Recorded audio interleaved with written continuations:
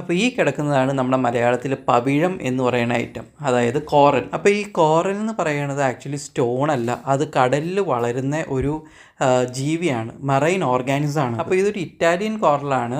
അതിൻ്റെ സയൻറ്റിഫിക് പേര് എന്ന് പറഞ്ഞാൽ കൊറാലിയം റുബ്രം എന്നാണ്. ഈ കോറൽ ബേസിക്കലി ഒരു കാൽഷ്യം കാർബണേറ്റ് ആണ്. അപ്പോൾ ഇറ്റാലിയൻ കോറലിൻ്റെ ബേസിക് കളേഴ്സ് എന്ന് പറഞ്ഞു കഴിഞ്ഞിട്ടുണ്ടെങ്കിൽ റെഡ് അല്ലെങ്കിൽ ഒരു പിങ്ക് കളറൊക്കെയാണ് വരുന്നത്. അപ്പോൾ ഇറ്റാലിയൻ കോസ്റ്റൽ റീജിയൻസിൽ, അതായത് മെഡിറ്ററേനിയൻ സീയിൽ ഒരു 10 to 200 ഡീപ്പ് ഡെപ്തിലാണ് ഇത് ആക്ച്വലി വളരുന്നത്.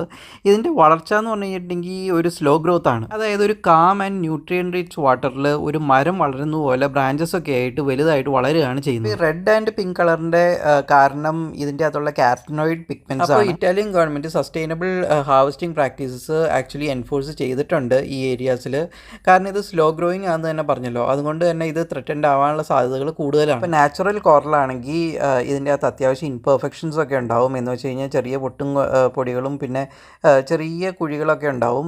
അതുപോലെ തന്നെ റെഡ് കളർ ഭയങ്കര യൂണിഫോമും ആയിരിക്കില്ല. പിന്നെ ഇത് ടച്ച് ചെയ്യുമ്പോൾ ഒരു കൂൾനെസ് ഉണ്ടാവും. അതുപോലെ തന്നെ ലൈറ്റിൽ വയ്ക്കുമ്പോൾ ഒരു വളരെ സ്ലൈറ്റ്ലി ട്രാൻസ്ലൂസൻ്റ് ആയിട്ട് നമുക്ക് തോന്നും. പിന്നെയുള്ളത് അസിറ്റോൺ ടെസ്റ്റ് ആണ്. അതായത് ഒരു ഡ്രോപ്പ് ഓഫ് അസിറ്റോൺ ആക്ച്വലി ഈ നാച്ചുറൽ കോറൽസിനെ ഡിസോൾവ് ചെയ്യില്ല എന്നാണ് പറയുന്നത്, പക്ഷേ അത് ചെയ്തു നോക്കിയിട്ടില്ല. ഇതിൻ്റെ ഒരു ബെനിഫിറ്റ്സ് എന്ന് പറഞ്ഞിട്ടുണ്ടെങ്കിൽ ഇതൊരു പ്ലാസ്റ്റിക് ജ്വല്ലറിയുടെ ആക്ച്വലി നല്ലൊരു റീപ്ലേസ്മെൻ്റ് ആണ്.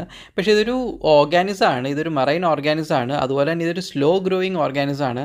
അതുകൊണ്ട് തന്നെ അത്യാവശ്യത്തിന് റൂൾസ് ആൻഡ് റെഗുലേഷൻസ് വേണം ഇത് കടലിൽ നിന്ന് എടുത്ത് യൂസ് ചെയ്യാനായിട്ട്, അല്ലെങ്കിൽ ഇത് പെട്ടെന്ന് ത്രെറ്റൻഡ് ആവും. ഇത് മാത്രമല്ല, ആ ഒരു കോറൽ റീഫിൽ ജീവിക്കുന്ന ഒരുപാട് വളരെ കളർഫുൾ ആയിട്ടുള്ള ഫിഷസ്, പിന്നെ വേറെയും പല അക്വാറ്റിക് അനിമൽസും ആ കോറൽ റീഫിൽ കാണും. അതൊക്കെ ത്രെറ്റൻഡ് ആയി. കൂടാതെ ഇതിന് ഹീലിംഗ് എഫക്ട്സ് ഉണ്ട്. പിന്നെ ഇത് ധരിച്ചു കഴിഞ്ഞിട്ടുണ്ടെങ്കിൽ നമ്മളെ പ്രൊട്ടക്ട് ചെയ്യും, അതുപോലെ തന്നെ വെൽത്ത് കൊണ്ടുവരും എന്നൊക്കെയുള്ള വിശ്വാസങ്ങളും ഉണ്ട്. പിന്നെ ഒരു ബേർത്ത് സ്റ്റോൺ ആയിട്ടൊന്നും കണക്കാക്കിയിട്ടില്ല, പക്ഷേ ഇത് അസോസിയേറ്റ് ചെയ്തേക്കുന്നത് ഒക്ടോബർ ബോൺസിനായിട്ടാണ്. പിന്നെ ഇതിന് ഒരുപാട് കൾച്ചറൽ സിഗ്നിഫിക്കൻസും ഉണ്ട്. അതായത് ഈവിൾ സ്പിരിറ്റ്സ് ഇത് രക്ഷയിടുന്നതിനായിട്ട് റോമൻ പട്ടാളക്കാർ ഇതിന്റെ സാലിസ്മാൻസ് ധരിക്കാറുണ്ട്. ക്രിസ്ത്യൻ ഐക്കണോഗ്രാഫിയിൽ ഇത് അസോസിയേറ്റ് ചെയ്തേക്കുന്നത് ബ്ലഡ് ഓഫ് ക്രൈസ്റ്റ് ആയിട്ടാണ്. സിംബലൈസ് ചെയ്യുന്നത് സാക്രിഫൈസും റിഡംഷനും. ഇറ്റാലിയൻ കോറൽസിന്റെ സസ്റ്റൈനബിൾ സോഴ്സിങ് കാരണം ഇത് അത്യാവശ്യം റെയർ ആണ്. അതുകൊണ്ട് തന്നെ ഇത് അത്യാവശ്യം വാല്യൂബിളും ആണ്.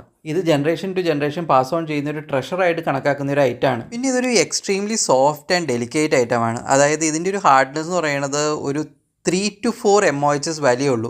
നമ്മളുടെ പല്ലിൻ്റെ ഇനാമലിൻ്റെ പോലും ഹാർഡ്നെസ് 5 MOHs വാല്യൂ ഉണ്ട്. അപ്പോൾ എല്ലാവർക്കും ഈ വീഡിയോ ഇഷ്ടപ്പെട്ടെങ്കിൽ ലൈക്ക് ചെയ്യുക, ഷെയർ ചെയ്യുക, സബ്സ്ക്രൈബ് ചെയ്യുക, കമൻറ്റ് ചെയ്യുക.